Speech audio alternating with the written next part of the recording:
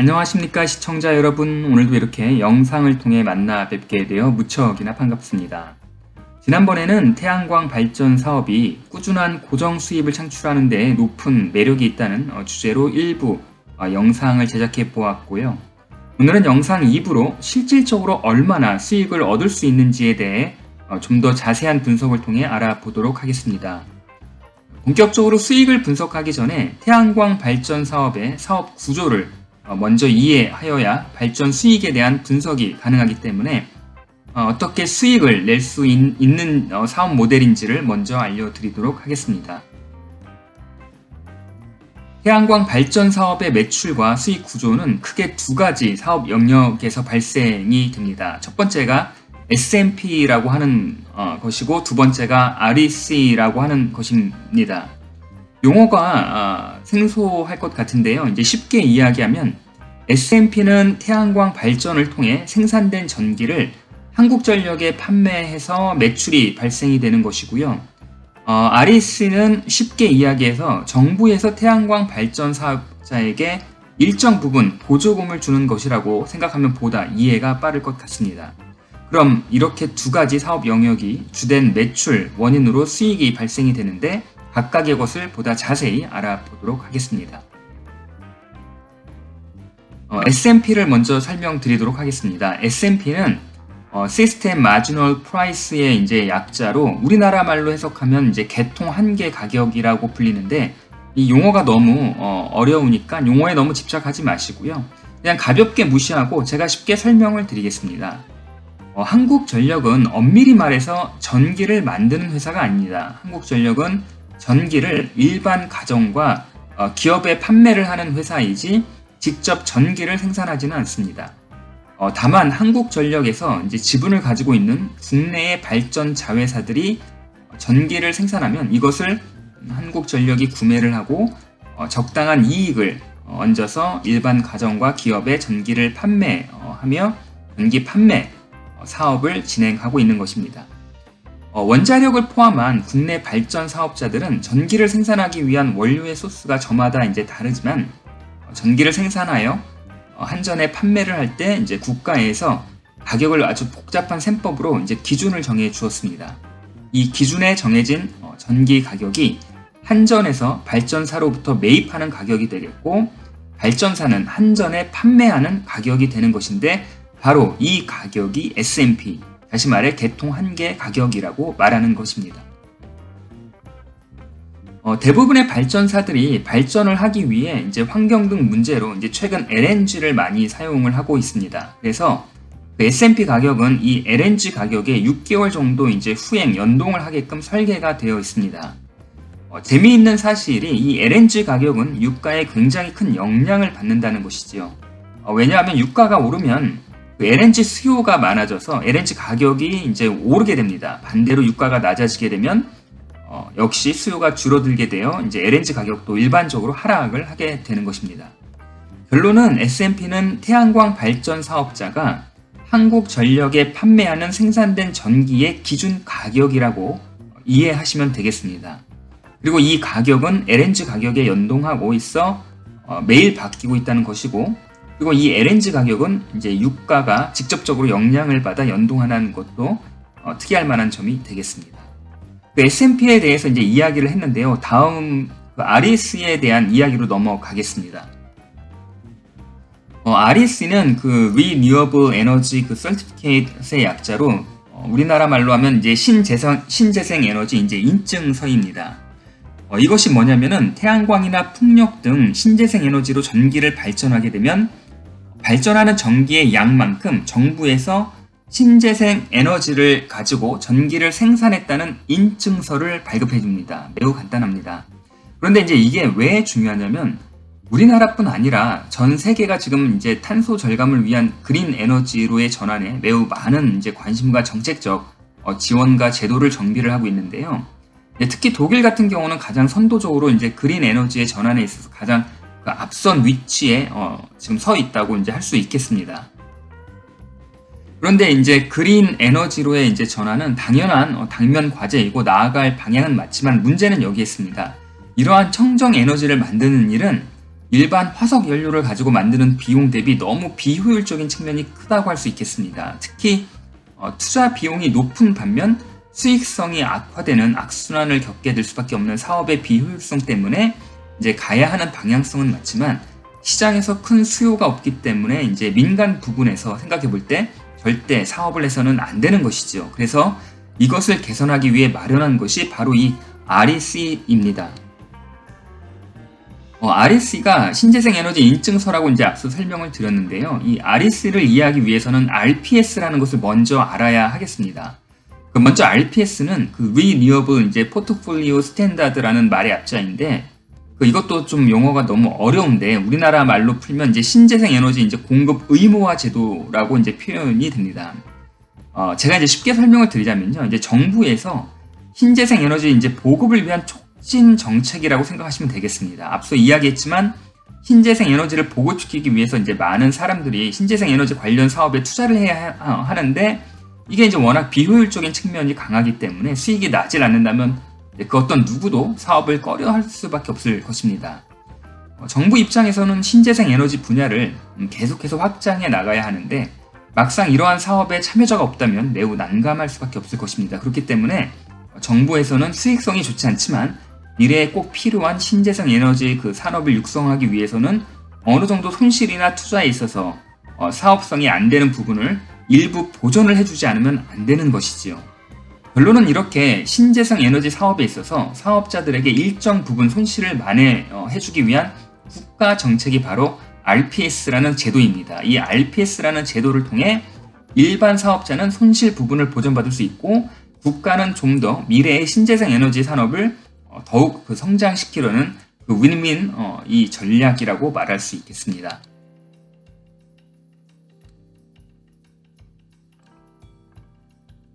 RPS는 하나의 정책이나 제도라고 이해하시면 되는데요. 이제 국가가 신재생 에너지 발전 사업자에게 발전 사업자에게 손실나는 부분을 적당하게 보전을 해준다고 보시면 크게 틀리지 않을 것입니다. 그러면 어떻게 손실을 보전해 주냐면요. 앞서 이야기했죠. 신재생 에너지로 전기를 생산하게 되면 정부에서 REC라는 인증서를 발전한 전기의 양만큼을 발급해 줍니다. 그런데 이제 국내에 아까 한전 자회사들 포함한 국내 발전사들이 이 전기를 만드는 데 사용하는 주요한 원료는 탄소 배출이 많은 석탄을 포함해서 이제 최근 LNG가 이제 되죠. 이렇게 전기를 생산하는 국내 발전사들에게 정부가 그들이 생산하는 전기를 생산하는 양만큼 의무적으로 REC를 구매하도록 강제를 하고 있습니다. 다시 말해서 화석 연료나 LNG로 발전을 하게 되면 발전한 국내 자회사, 한전 자회사죠. 발전한 양만큼 신재생 에너지 발전 사업자가 신재생 에너지로 발전했을 때 정부로부터 발급받던 인증서, REC를 의무적으로 이제 구매를 강제해서 신재생 에너지 발전 사업자가 순수 전기를 생산해서 한전에 전기를 판매해서 매출을 얻는 것과는 별도로 발전을 하고 얻은 어떻게 보면 부산물이죠. 이 REC를 기존 국내 발전 회사의 거래가 가능하도록 제도화해서 일정 부분 수익에 도움이 되도록 하고 이를 통해서 신재생 에너지 보급을 위한 정부의 강력한 정책이라고 생각하시면 되겠습니다. 자, 그러면 어떻게 부족한 부분을 보전해 주는지 좀 더 자세히 좀 알아보도록 하겠습니다. 먼저 국내에서 전기를 발전하는 이 한전 자회사 포함해서 회사는 크게 이제 한전 자회사 6개와 이제 지역 난방공사를 포함한 공공기관 2개사 그리고 민간 기업이 지금 16개사로 이게 전부 답니다. 우리나라의 전력을 생산해내는 이 발전사들이 이게 지금 전부 다입니다. 이 발전 회사들이 화석 연료나 LNG나 이런 원료를 이용해서 전기를 생산해서 한국전력에 판매를 하면 한국전력은 다시 이 생산된 전기를 가정과 기업에 공급하는 것이 기본적인 국내의 전력 공급 시스템입니다. 그런데 이 발전사들은 대체로 LNG를 주로 이제 원료로 사용하기도 하지만 때에 따라서는 이제 화석 연료를 사용하기 때문에 이제 환경에 많은 영향을 여전히 주고 있습니다. 그래서 이 발전사들에게 의무로 할당제를 국가에서 지정해 주었는데 각 발전사가 신재생 에너지가 아닌 다른 방법으로 전기를 생산했을 때 대부분의 경우가 이에 이제 해당이 되겠죠. 이 경우 각 발전사가 생산한 전기의 양만큼 비례해서 의무적으로 신재생 에너지 인증서인 REC를 구매하도록 정부가 정책적으로 강제한 것이 RPS입니다. 다시 말해서 RPS는 국내 발전사가 발전한 전기의 양에 따라 신재생 에너지 인증서, 다시 말해 REC를 강제로 구매해야 하는 의무 할당제를 이야기합니다. 그림에서 보시면 RPS 공급 의무 비율이 2015년도에는 3%의 신재생 에너지 인증서 REC 구매 비율이었던 것이 점진적으로 늘어서 2022년에 올해에는 12.5%로 늘었고요. 계속해서 상향되어 2025년에는 20.5%로 늘어날 전망입니다. 이게 이제 어떤 거를 의미하냐면은 그 RPS 공급 의무 비율이 높아지면 높아질수록 이 국내 발전사들이 그 신재생 에너지 인증서인 REC를 더 많이 구매해야 되기 때문에 신재생 에너지 발전 사업을 하고 있는 발전 사업자들은 이 어떤 늘어나는 공급 의무 비율에 따라서 굉장히 유리한 위치에 갈 수 있다는 게 하나의 포인트가 되겠습니다. 발전사가 계속해서 REC 구매를 늘리는 구조가 되는 거죠. 이 말은 REC의 시장 요구가 더욱더 높아진다는 말이 되겠습니다. 이게 왜 중요하냐면 신재생 에너지 발전 사업자가 어떻게 보면 시장에서 공급자이고 국내 발전사가 수요자라고 단순하게 본다면 이들 공급과 수요의 이제 요구에 따라서 이제 REC 가격이 변동이 됩니다. 다시 이제 태양광 사업자로 돌아와서요. 태양광 사업자도 이제 신재생 에너지 발전 사업자 중에 하나잖아요. 태양광 사업자가 발전을 통해서 생산하게 되는 전기는 신재생 에너지이기 때문에 발전된 전기의 양에 따라 REC를 발급하게 됩니다. 그리고 이 REC는 RPS 정책에 따라서 공급 의무자들이 일정 비율을 구매하도록 강제 정책이 설계되어 있어서요.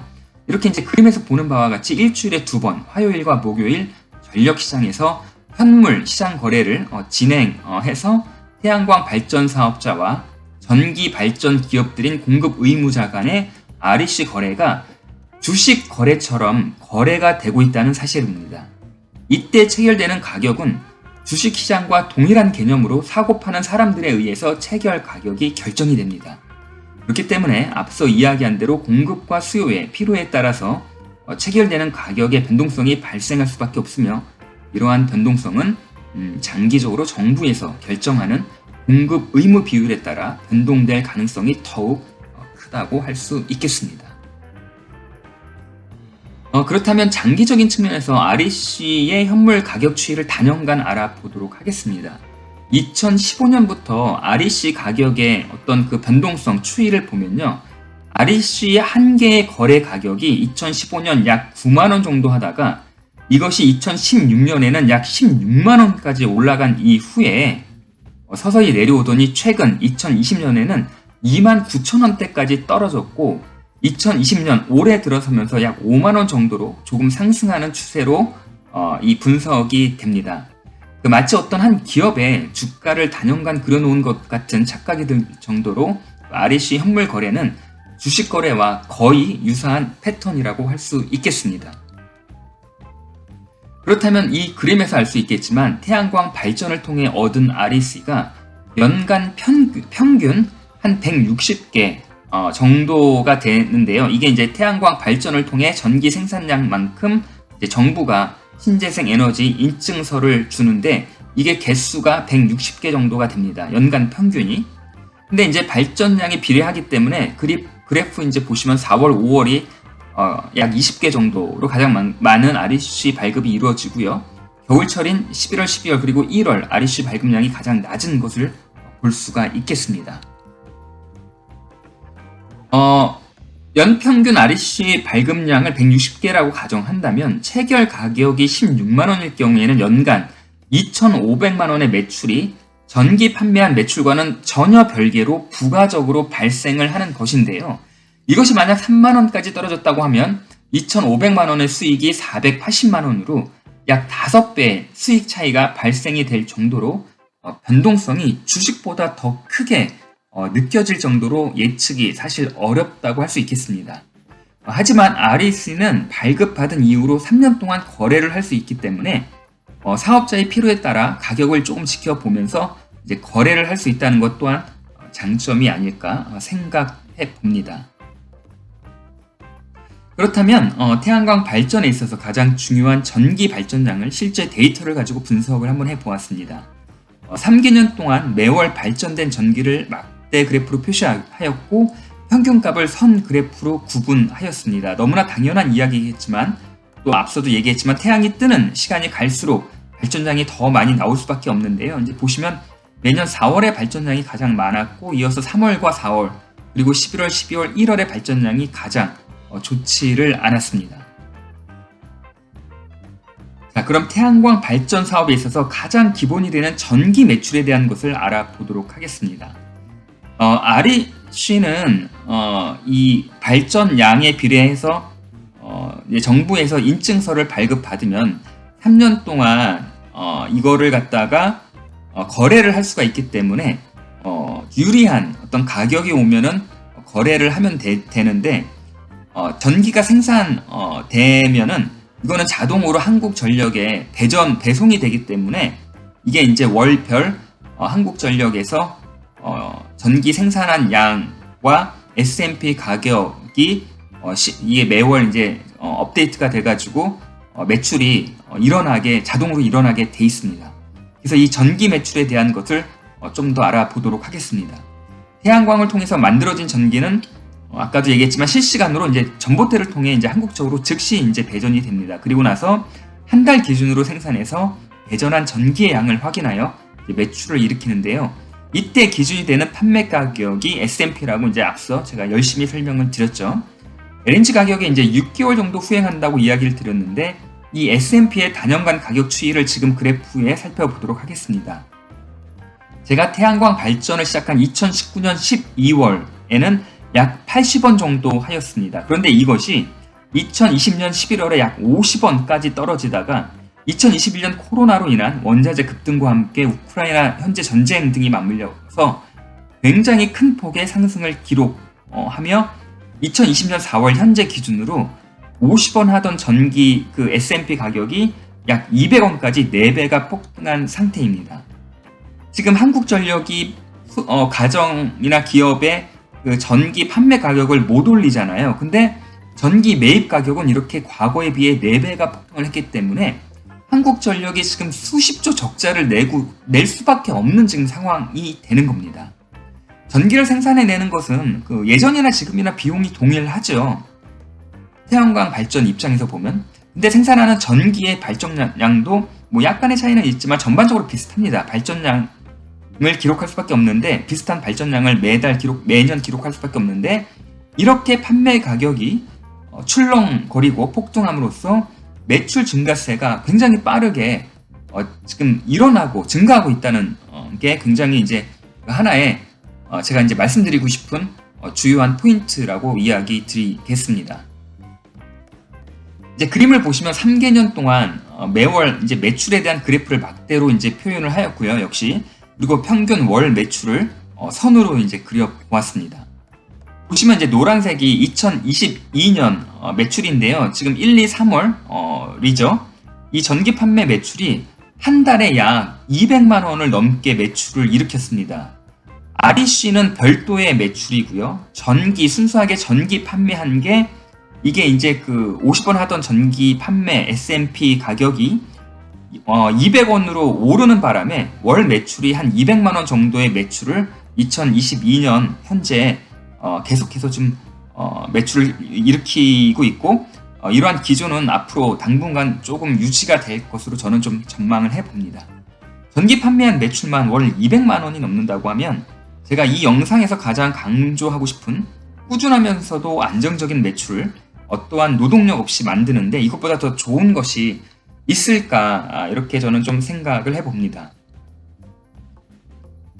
태양광 발전 사업의 장점과 단점을 한번 정리해 보았습니다. 태양광 발전 사업의 어떤 큰 장점으로는 먼저 관리에 문제가 없다는 것입니다. 인력이나 시설 관리 및 유지 보수 비용이 거의 들지 않기 때문에 신경을 쓰는 일이 거의 없어서요. 직장인이 부가적으로 추가적인 수입을 얻는 데는 굉장히 좋을 것 같습니다. 그리고 세금 문제가 거의 없습니다.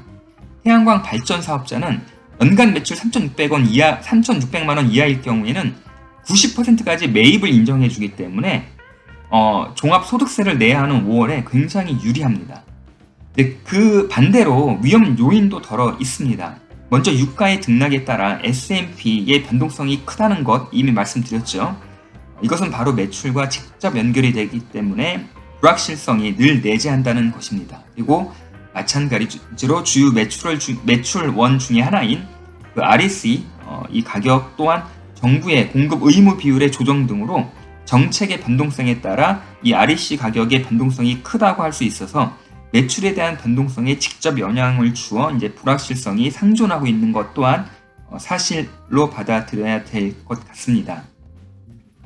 마지막으로 태양광 발전 사업을 할 때 실제 시공 기간은 3달 정도면 되지만 개발 행위나 한전 선로 등 행정 업무 때문에 기간이 다소 늦어질 수 있다는 것 또한 잘 인지해야 할 것입니다.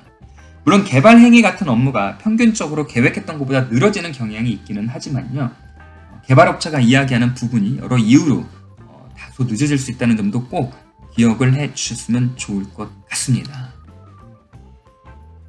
여러분, 오늘 영상 어떻게 보셨습니까? 제가 2년 5개월 정도 실제 수익을 종합해 보면요. 월 평균 100만원 정도의 매출 이상은 되었고요. 현재까지 적립한 REC는 350개 정도로 언제든지 판매를 할 수가 있는데 현재 REC 가격을 5만원이라고만 해도 1750만원의 이제 추가 매출이 가능한 현재의 시점이 되겠습니다. 무엇보다 신경 쓸 일이 거의 없다는 것이 가장 이 사업의 큰 장점이 되겠고요. 무려 30년 동안 꾸준하게 안정적인 매출이 나올 거라는 전망이 또한 좋은 이 사업의 어떤 장점이 될 거라 생각을 해봅니다.